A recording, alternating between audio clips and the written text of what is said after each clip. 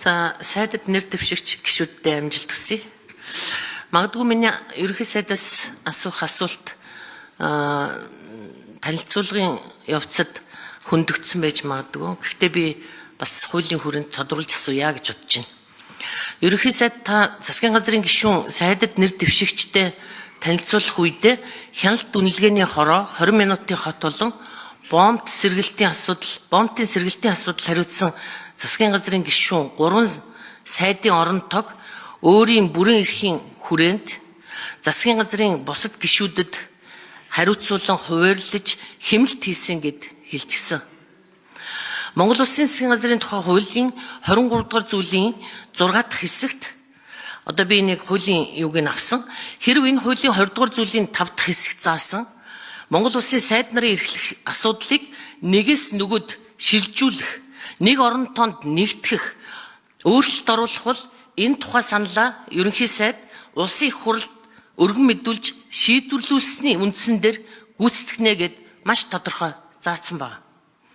Тэгэхээр энэ заалтын дагуу Монгол Улсын сайд нарын эрхлэх асуудлыг нэгээс нөгөөд шилжүүлэх гэдэг нь та Монгол Улсын засгийн газрын тухай хуульд өөрчлөлт оруулах санал гаргах ёстой гэж би хувьдаа ойлгож байна.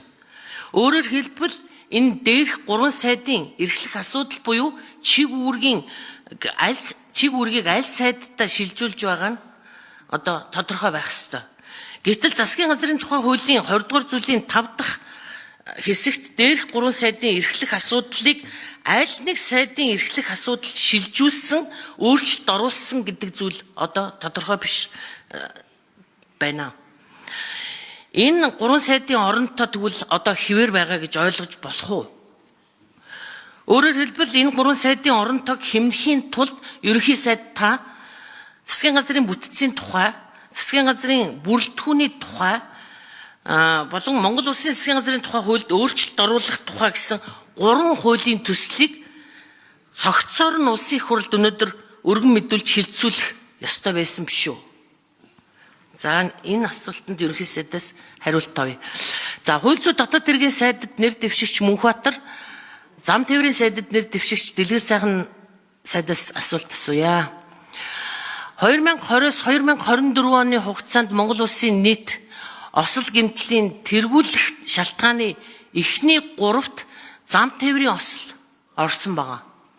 2024 оны байдлаар нийт 30,977 зам тээврийн осол бүртгэгдэж өмнөх оны мөн үетэй харьцуулахад 22.8%-аар өссөн.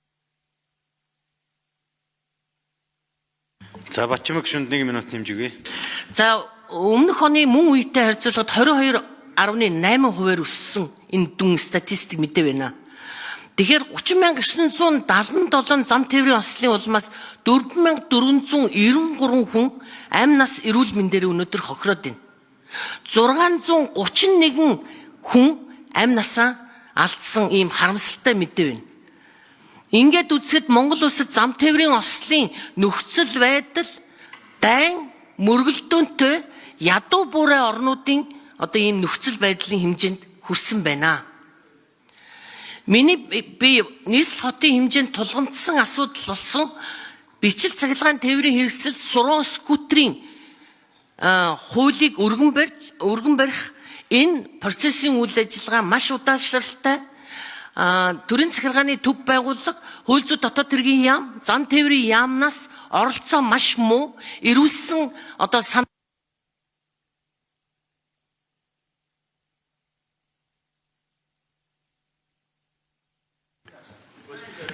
За ерөнхий сайд хариулт өгье.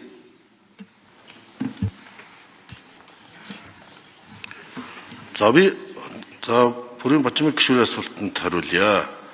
За Монгол Улсын засгийн газрын тухай хуулийн 23-ийн 1-6 засгийн газрын гишүүдийн эрхлэх ажлыг тодруулан хуваарлж түүнийг гүйцэтгэлд хяналт тавина гэж ерөнхий сайдын бүр эрхэд заасны дагуу Монгол Улсын ерөнхий сайдын бүрэн эрхийн хүрээнд засгийн газрын дотоод зохион байгуулалтын хүрээнд хяналт үнэлгээ үндэсний орооны дарга, бомбын сэргэлтийн үндэсний орооны дарга, 20 минутын хот үндэсний орооны дарга Монгол Улсын сайд нарын асуудлыг давхар хариуцуулан гүйцэх бүрэн боломжтой гэж үзсэн. Гэхдээ танилцуулгын үеэр дурдсанчлан Дэгийн тухай хуулиар засгийн газрын бүтцийн тухай, ялангуяа бүрэлдэхүүний тухай хуулийг хууль тогтоомжийн хуулийн дагуу иж бүрдэл хангуулдаг хууль тогтоомжийн хуулийн дагуу өргөн мэдүүлдэг болсон байна. Энэ тохиолдолд засгийн газар хуралдаж нэгний яралтай гармаар өргөн барьсан тохиолдолд хилцэх болцоод. Тэгэл засгийн газар яаралтай хэлцэх шаардлагатай юм цаг хугацааны болон хууль эрх зүйн хаажинд байна гэж хэлсэн. Тэгэхээр засгийн газар ерөнхий сайдаас өөр хүн одоогор байхгүй байна. Засгийн газар хуралдах бүрэн боломжгүй байна. Засгийн газрын хуралдааны шийдвэр одоо гарах боломжгүй гэсэн үг. За энэ хууль эрх зүйн асуудлыг зохицуулахын тулд л шууд бүцүүлтгүүний тухай хуулийг хилцүүлэхгүйгээр шууд эхний ээлжиндээ одоо засгийн газрын гишүүдэд танилцуулж томилж байгаа юм. Энэ 3 хороог бол сонгогдож байгаа. Төсвийн тодголыг өргөн барихдаа энэ 3 хорооны эрх үүргийг таны дурдсан хуулиудын дагуу одоо өнөөдөр томилохгүй орхиод цамхтгаж 3 сайдаар цамхтгах төдийгүй 4 үндэсний хороо цаашлаа 59 зөвлөл давхардал хийдэл зөрчлүүд давхарцсан агентлаг бүтцүүд байгааг зэгцэлж